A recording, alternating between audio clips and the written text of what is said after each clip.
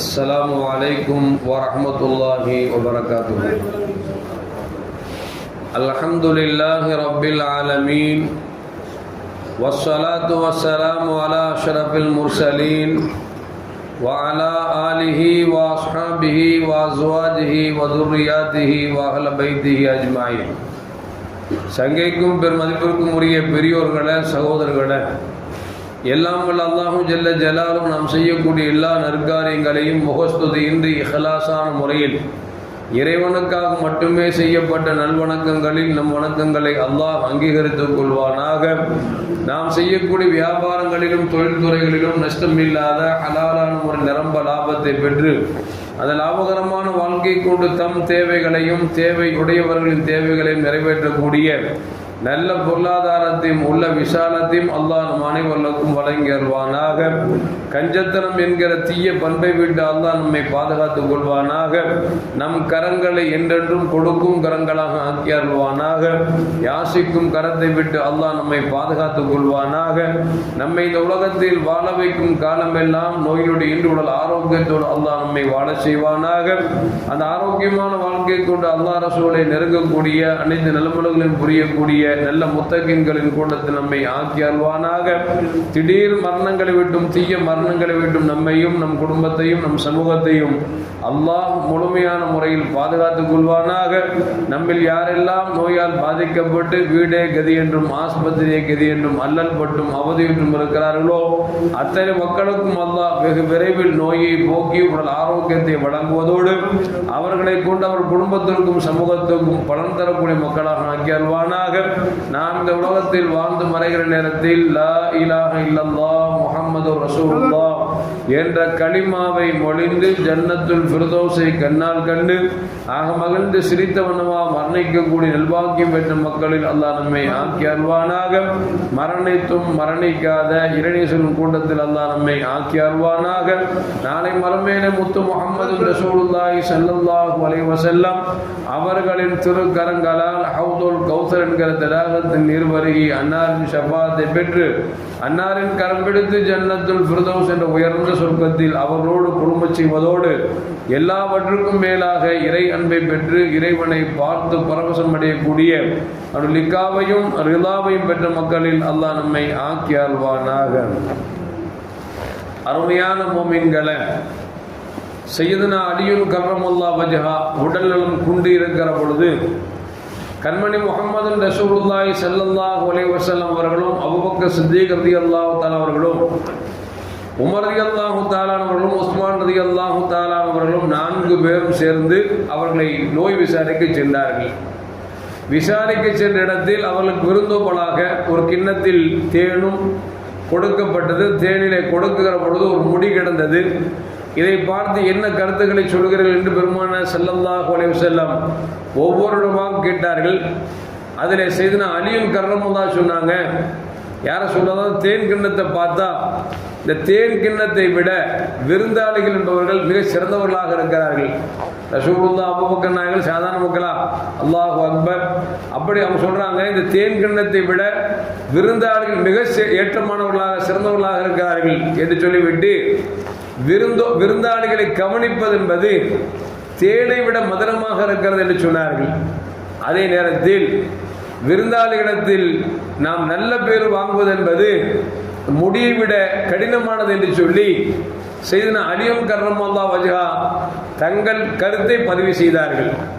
விருந்தாளிகள் என்று வருகிற பொழுது நபிகள் நாயகம் ஸல்லல்லாஹு அலைஹி வஸல்லம் விருந்தோம்பலை சிராகித்து சொல்லியிருக்கிறார்கள். சொன்னார்கள், மன்கான யுமினு பில்லாஹி வல் யௌமில் ஆகிர் ஃபல்யுக்ரிம் லைஃபஹு. யார் அல்லாஹ்வையும் ரசூலையும் கொண்டு ஈமான் கொண்டிருக்கிறார்களோ, நம்பியிருக்கிறார்களோ, ஏற்றிருக்கிறார்களோ அவர்கள் விருந்தாளிகளை கண்ணியமான முறையில் கவனிக்கட்டும் என்று சொல்லி நபிகள் நாயகம் ஸல்லல்லாஹு அலைஹி வஸல்லம் சொன்னாங்க. இன்னொரு ஹதீஸில் சொன்னாங்க, மன்கான யுமினு பில்லாஹி வல் யௌமில் ஆகிர் ஃபல்யுக்ரிம் ஜாரஹு. யார் அல்லாஹ்வையும் ரசூலையும் ஈமான் கொண்டிருக்கிறார்களோ அண்டை வீட்டுக்காரத்தில் அழகு விதத்தில் நடந்து கொள்ளட்டும். அந்த ஹதீஸின் தொடரில் பெருமானார் சொல்வாங்க, யார் அல்லாஹ்வையும் ரசூலையும் ஈமான் கொண்டிருக்கிறார்களோ அவர்கள் விருந்தாளிகளை கண்ணியமான முறையில் கவனிக்கட்டும் என்று பெருமானார் ஸல்லல்லாஹு அலைஹி சொல்லிட்டு சொல்வாங்க. வந்த பக்கத்து வீட்டுக்காரனாக இருந்தாலும் சரி, விருந்தாளியாக இருந்தாலும் சரி, அவங்கள்ட்ட பேசினா முடிந்தால் நல்லதை பேசுங்கள், இல்லையா கொஞ்சம் மௌனமா இருங்க, அதுதான் சாலச்சிறந்தது என்று பெருமானார் ஸல்லல்லாஹு அலைஹி வஸல்லம் நமக்கு சொல்லித்தரார். விருந்தாளிகள் என்பது ஒரு காலத்துல நம்ம வீட்டுக்கு வந்தாலும் ரொம்ப சந்தோஷமா இருக்கும். மாமா வந்துட்டாரு, மச்சான் வந்துட்டாரு, பெருத்தா வந்துட்டாரு, சின்னத்தா வந்துட்டாருன்னு சொல்லி ஒரு காலம் சந்தோஷமாக இருந்த சந்தோஷப்பட்டு நம்மகிட்ட இருக்கிறத கொண்டு அவர்களுக்கு இருக்கிற வரைக்கும் கவனிக்கக்கூடிய பழக்கம் இருந்தது. ஆனால் இன்றைக்கு விருந்தாளிகள் வருகிறார்கள் என்று கேட்ட உடனேயே முகமெல்லாம் மாறி போகக்கூடிய அளவிற்கு இன்றைக்கு இஸ்லாமிய சமூகம் மாறிக்கொண்டு வருகிறது என்று சொன்னால் அல்லாஹ் காப்பாற்றும். நாம என்ன நினைக்கிறோம் அப்படின்னா, ஒரு விருந்தாளி வர்றாரு, ஒரு 4 பேர் வர்றாங்கன்னா 4 பேருக்கு சோறு போடுறதுக்கு நம்மள்ட்ட எங்க காசு இருக்கு அப்படின்னு நினைக்கிறோம். ரசூலுல்லாஹி ஸல்லல்லாஹு சொல்றாங்க, ஒரு விருந்தாளி உங்க வீட்டுக்கு வருகிற பொழுது அவர் ரிஸ்க் அவர் கொண்டு வருகிறார் என்றார்கள் நபிகள் நாயகம் ஸல்லல்லாஹு அலைஹி வஸல்லம். ஒரு விருந்தாளி 4 பேர் வர்றாங்க அப்படின்னா அன்னைக்கு பாருங்களேன், நம்மளோட காசே இருக்காது. வர்றாருன்னு தெரிஞ்ச உடனே அல்லாஹ் எந்த விதத்திலாவது காசை கொடுத்துருவோம். ஆனா காசு இருக்கும் நம்ம நினைக்கிறோம்னா 4 பேர் வர்றாங்களா, 4 பேருக்கு மட்டன் பிரியாணி போட்டா இவ்வளவு செலவாகுமே, சிக்கன் பிரியாணி போட்டா இவ்வளவு செலவாகுமே அப்படின்னு நம்ம யோசிக்கிறோம். ரசூலுல்லாஹ் சொல்றாங்க, நீ என்ன மட்டன் பிரியாணி போடுற, நீ என்ன சிக்கன் பிரியாணி போடுற, அவர் வருகிற பொழுது அவர் ரிஸ்கை அவர் கொண்டு வருகிறார் அப்படிங்கிறார். அப்படின்னு அர்த்தம், மட்டன் பிரியாணி போட்டாலும் சரி, சிக்கன் பிரியாணி போட்டாலும் சரி, அதுக்குள்ள காசை அல்லாஹ் நினைச்சான், இவர்கள் வருவதால் அல்லாஹ் உங்களுக்கு கொடுக்கிறான் என்பதை நபிகள் நாயகம் ஸல்லல்லாஹு அலைஹி வஸல்லம் சொல்றார். அது மட்டுமல்ல, மேலும் ரசூலுல்லாஹ் சொல்வாங்க, ஒரு விருந்தாளி வருகிறார் என்று சொன்னால் அவர் விருந்தாளி மட்டுமல்ல, ரஹ்மத்துடைய மலக்குமாரும் சேர்ந்து வருகிறார்கள் என்றார்கள் பெருமானார் ஸல்லல்லாஹு அலைஹி வஸல்லம். ரஹ்மத்துடைய மலக்குமார் வர்றாங்க சாதாரண விஷயமா? அப்போ அல்லாஹ் அக்பர், விருந்தாளி வருகிறார் என்று சொன்னால் மனம் உவந்து நாம் வரவேற்க வேண்டும் என்பதைத்தான் நபிகள் நாயகம் ஸல்லல்லாஹு அலைஹி வஸல்லம் எழுதுகிறார். அதே நேரத்தில் விருந்தாளிகள் அப்படின்னா சில பேர் பார்த்தீங்கன்னா வருவாங்க, நல்லா கவனிச்சாங்கன்னு வச்சுங்களேன், டேரா போட்டுருவோம். எவ்வளோ 10 நாள் 15 நாள் 30 நாள் எந்த அளவுக்குன்னா முகம் சுழிச்சு எப்பா போலியாப்பா அப்படின்னு கேட்கிற அளவுக்கு நினைச்சுவாரு, பேசாம சப்பனம் போட்டுருவாரு. அதுவும் கூடாதுதான் ரசூலுல்லாஹி ஸல்லல்லாஹு அலைஹி வஸல்லம். ஏற்றமான விருந்தாளி என்று சொன்னால் ஒரு நைட்டு ஒரு பகல், ஒரு நைட்டு ஒரு பகல், யாருக்கு சிரமம் இருக்காது. அல்லது இன்னும் ஜாஸ்தியாக உட்காரணும் அப்படின்னா 3 நாள் என்று பெருமானார் ஸல்லல்லாஹு சொல்றாங்க. ஒரு விருந்தாளி வர்றாரு, 3 நாள் வரைக்கும் அவர் நினைச்சலாம், நல்ல விதத்தில் கவனிக்க நல்ல சாப்பிடலாம், இது ஒரு ஏற்றமானது. 3 நாளைக்கு மேல் போனால் சொல்லுவாங்க, சொல்லுவாங்க அது சதக்கா அப்படிம்பாங்க. நம்ம வார்த்தை சொல்ல போனா பிச்சை சோறு திங்கலாம் அப்படிம்பாங்கல்ல, அந்த மாதிரி சொல்றாங்க. 3 நாளைக்கு மேல ஒரு விருந்தாளி உட்கார்ந்தாரு வச்சுங்களேன், அவருக்கு போடுறதெல்லாம் சதக்கா என்றார்கள் நபிகள் நாயகம் ஸல்லல்லாஹு அலைஹி வஸல்லம். விருந்தாளி வந்தா அவங்களை உபசரிக்கணுங்கிறது ரசூலுல்லாஹ் சொல்லி தராங்க. விருந்தாளிகள் சொல்லுவாங்க, போனீங்கன்னா ஒரு நாள் நினைச்சு இருங்க, அதிகபட்சம் ஒரு 3 நாள் இருங்க, 3 நாளைக்கு நினைச்சாதீங்க, இருக்காதீர்கள் என்பதை நபிகள் நாயகம் ஸல்லல்லாஹு அலைஹி வஸல்லம் சொல்லி தராங்க.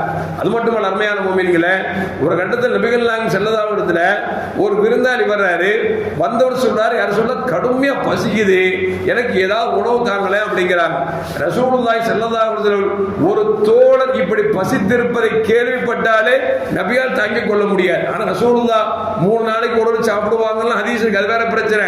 ஒரு நாள் சாப்பிடுவாங்க, ஒரு நாள் பசியா இருப்பாங்க, மறுநாள் சாப்பிடுவாங்க, மறுநாள் பசியா இருப்பாங்க. ரசூலுல்லாஹ்வுடைய குடும்பம் 3 நாள் தொடர்ந்து சாப்பிட்டார் என்று சொன்னால் அது அதிசயம், பேராச்சரியம் என்கிற அளவிற்கு தான் வரலாற்றில் பதிவு செய்யப்படுகிறது. இந்த வந்த தோழர் கேட்கிறார், யார் சொல்லலாம் கடுமையா பசிக்குது, ஏதாவது உணவு தாங்கணும்னு ஸல்லல்லாஹு உடனே சொன்னாங்க, பிலாலே வீட்டில் போய் என்ன இருக்குன்னு பாருங்க அப்படின்னாங்க. பிலால் ரலியல்லாஹு வீட்டுக்கு போனாங்க. அம்மா ரசூலுல்லாஹ்வுக்கு ஒரு விருந்தாளி வந்திருக்கிறாங்க, பசிக்குதுங்கிறாங்க, என்ன இருக்கு அப்படின்னு கேட்டோன்னே அவங்க சொன்னாங்க, தண்ணியை தவிர வேற ஒண்ணுமே இல்லையா ரசூலுல்லாஹ் அப்படின்னு பிலால் சொல்லி விடுறாங்க. பிலால் ரலியல்லாஹு வர்றாங்க, யார் சொல்லலாம் வீட்டில் தண்ணியை தவிர வேற ஒண்ணும் இல்லையா அப்படின்னு சொன்னோடனே நபி கேட்டாங்க, இந்த தோழருக்கு யார் விருந்து கொடுக்கிறார் என்று சொல்லி இருக்கக்கூடிய சஹாபாக்களிடத்தில் கேட்ட பொழுது அன்சாரி தோழர் அபூ தல்ஹா ரலியல்லாஹு தஆலா அன்ஹு சட்டுன்னு சொன்னாங்க, யார் சொல்லா நான் கொடுக்கிறேன் அப்படின்னா, வீட்டில் என்ன இருக்குன்னு தெரியல, நான் கொடுக்கிறேன்னு அவசரப்பட்டாங்க. சொன்ன உடனே ரொம்ப சந்தோஷப்பட்டு வீட்டில் போய் சொல்லுங்க அப்படின்னாங்க. இந்த வேகமா அபூ தல்ஹா ரலியல்லாஹு வீட்டுக்கு வந்தாங்க. வந்து சொன்னாங்க, அம்மா வீட்டுல என்ன இருக்குது, ரசூலோட விருந்தாளி வந்தாங்க, அவ பசிக்குதுனாரு. அவங்க வீட்டுல தேடி பார்த்தாங்க, தண்ணி தவிர வேற ஒண்ணும் இல்லையா. நான் யாரு கொடுக்குறேன்னு கேட்ட உடனே நான் விருந்து கொடுக்குறேன்னு சொல்லிட்டேன், வீட்டுல என்ன இருக்கு அப்படின்னு. அந்த அம்மா சொன்னாங்க, எங்க குழந்தைக்குள்ள உணவு தாங்க இருக்குது, உங்களுக்கும் எனக்கும் சாப்பாடு இல்லையே, நீங்க சொல்லிட்டீங்களா, பரவாயில்ல, நபியோட விருந்தாளியாச்ச கூட்டு வாங்க சமாளிச்சுக்கலாம் அப்படின்னு சொல்லி அந்த அம்மா சொல்லிட்டாங்க.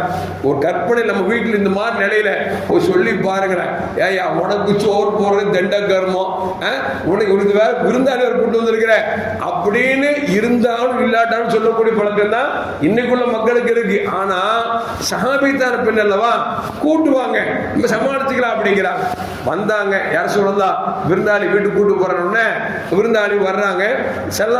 இந்த தோழ நினைச்சாரு கூட்டு போறாரு.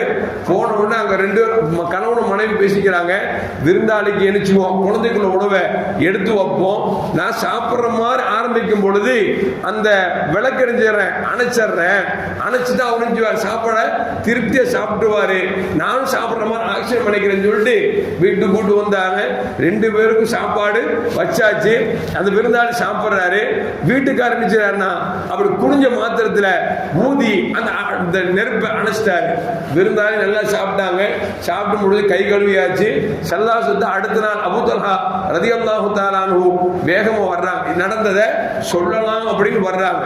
சல்லாச அபூ தல்ஹா பார்த்து சொன்னாங்க, கதா அஜபல்லாஹ், கதா அஜபல்லாஹ், உங்கள் செயலை பார்த்து விட்டு அல்லாஹ் ஆச்சரியப்பட்டு போய்விட்டான் அப்படின்னு சொல்லி சல்லல்லாஹு பாராட்டுறாங்க. என்னன்னு கேட்கும் பொழுது, நடந்தது எல்லாம் அல்லாஹ் எனக்கு சொல்லிட்டான், நீங்க நடந்த நிகழ்ச்சியை பார்த்து அல்லாஹ்வே வியந்து போய்விட்டான் என்று சொல்லி நபிகள் நாயகம் ஸல்லல்லாஹு சொல்றாங்கன்னா, இது சஹாபாக்களுடைய தன்மை. நம்மள்ட்ட என்ன இருக்கணும் அப்படின்னா, விருந்தாளி வந்தா வரட்டும், நம்ம கவனிக்கலாம் அப்படின்னு இருக்கணுமே தவிர, இன்னைக்கு விருந்தாளி போன் பண்ணி லாத்தா வர்றேன்னு சொன்னாரு வச்சுங்களேன், மாமி சென்னைக்கு வரேன், சென்னைக்கு வரீங்க, என்னைக்கு வரீங்க, உட்காந்து அடடா நான் 29 வெளியூருக்கு டிக்கெட் போட்டு வச்சிருக்கிறேன், நீங்க 30 வரீங்க அப்படி நினைச்சிருது.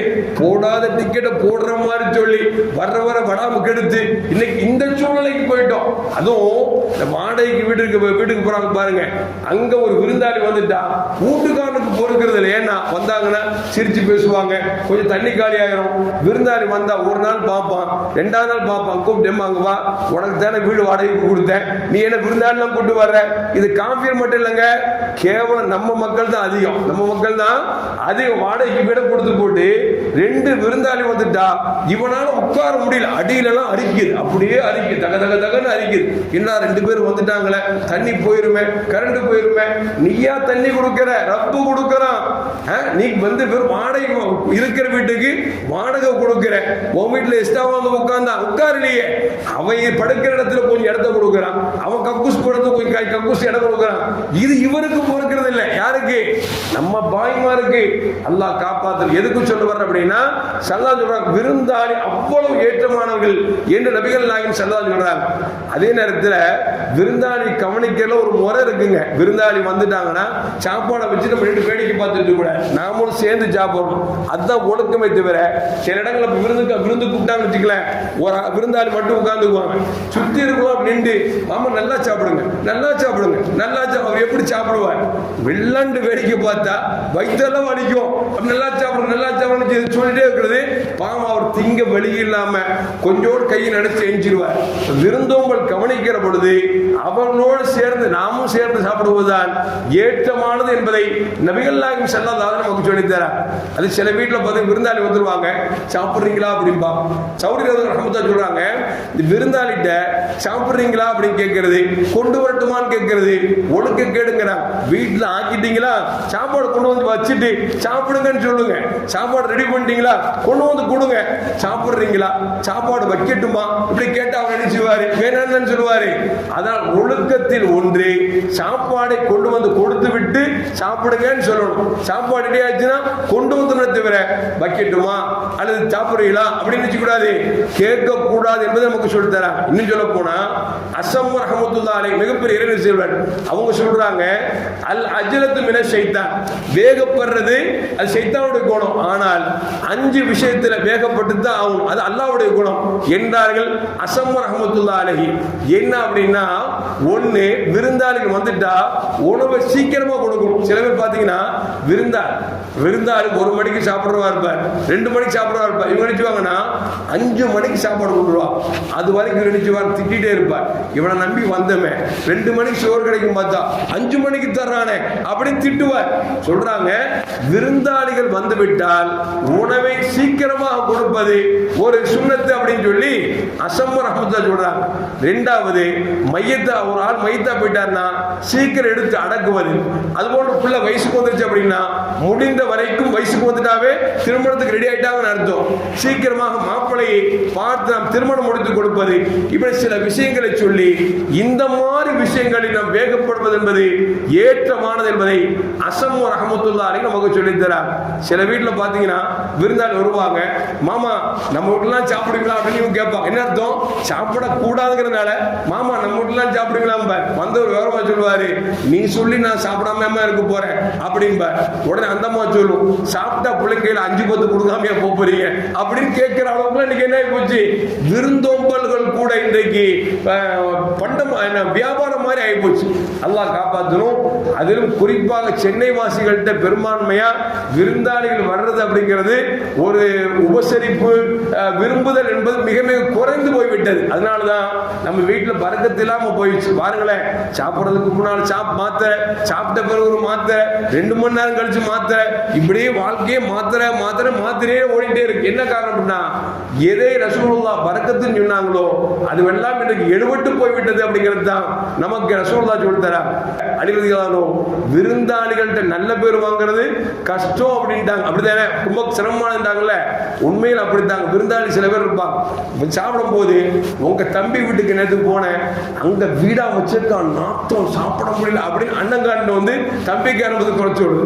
இங்க தின்னுட்டு போய் வேற ஒரு வீட்டுல அவர் வீட்டுக்கு போனல, அவரு விட சாப்பாடு வெறும் மட்டமா போட்டாங்க அப்படி இவனை போது குறைச்சு விடுது. ஏன்னா அவனை குறைச்சோம்னா இவன் நல்லா போடுவான், இவனை குறைச்சோன்னா இவன் நல்லா போடுவான்னு குறை பேசிட்டு அலையிறது. அதுவும் கூட நமக்கு என்ன தர்றாங்களோ, அவங்க வசதி வாய்ப்புக்கு என்ன செய்யறாங்களோ அது இன்முகத்தோடு சாப்பிட்டு விட்டு செல்ல வேண்டும் தவிர அதை விட்டு குறை கண்டுபிடிப்பதும் நல்லதல்ல என்பதை நமக்கு மேன்மக்கள் நமக்கு சொல்லித் தருகிறார்கள்.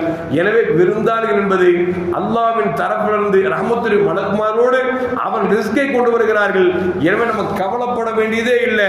நாம வந்துட்டாங்களா, ஸல்லல்லாஹு என்ன சொன்னாங்களோ அதன்படி நடந்து கொண்டோம் என்று சொன்னால் நம்மளுக்கு மிகப்பெரிய நீண்ட ஆயுள் இருக்கிறது.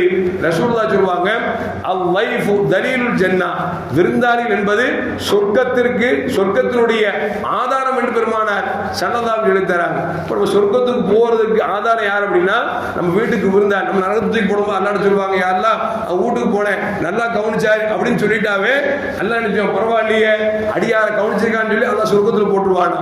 அதாவது ரசூல் சொல்றாங்க, அல் லைஃபு தலீலுல் ஜன்னah, விருந்தாளிகள் சொர்க்கத்தின் ஆதாரம் என்று நபிகள் நாயகம் ஸல்லல்லாஹு அலைஹி சொல்லி தந்திருக்கிறார்கள்.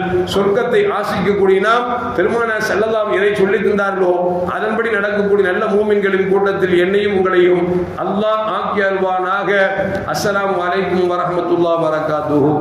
ஸல்லல்லாஹு அலா முஹம்மத் ஸல்லல்லாஹு அலைஹி வஸல்லம். ஸல்லல்லாஹு அலா முஹம்மத் ஸல்லல்லாஹு அலைஹி வஸல்லம். ஸல்லல்லாஹு அலா முஹம்மத் யா ரப்பி ஸல்லி அலைஹி வஸல்லிம்.